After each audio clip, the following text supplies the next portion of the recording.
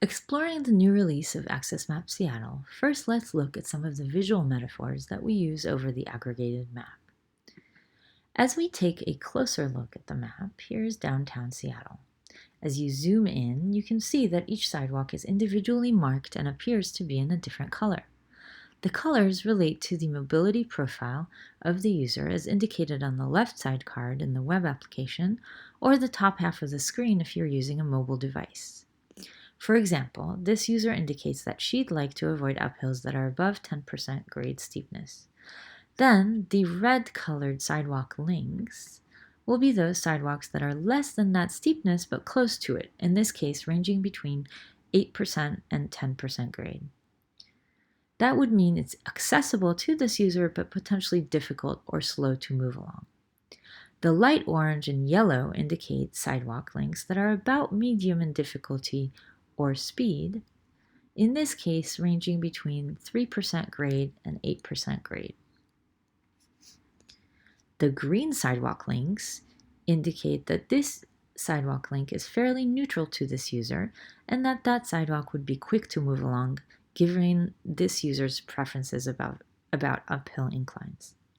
So in general, as the incline of the sidewalk increases, the color of that sidewalk link would be shown in green for sidewalks that are neutral to the user, up to red for sidewalks that are difficult or slow for the user to traverse.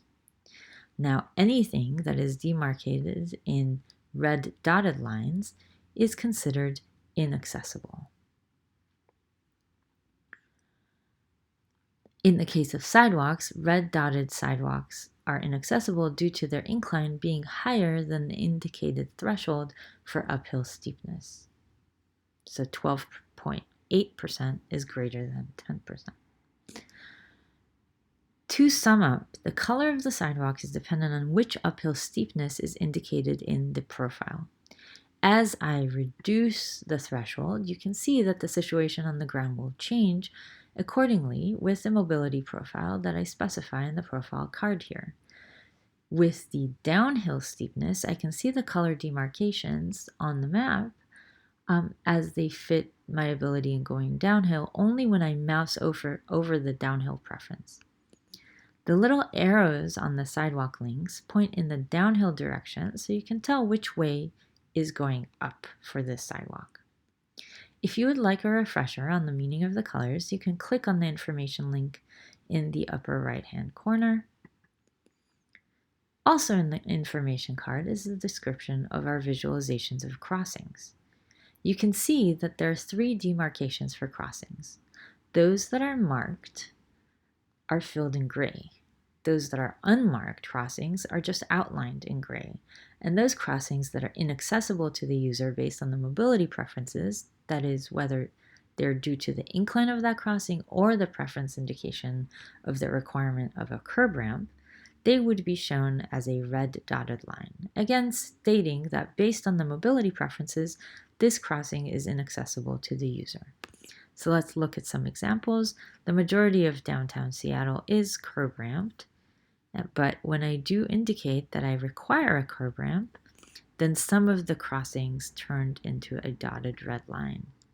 Let's see that again. No curb ramp requirement.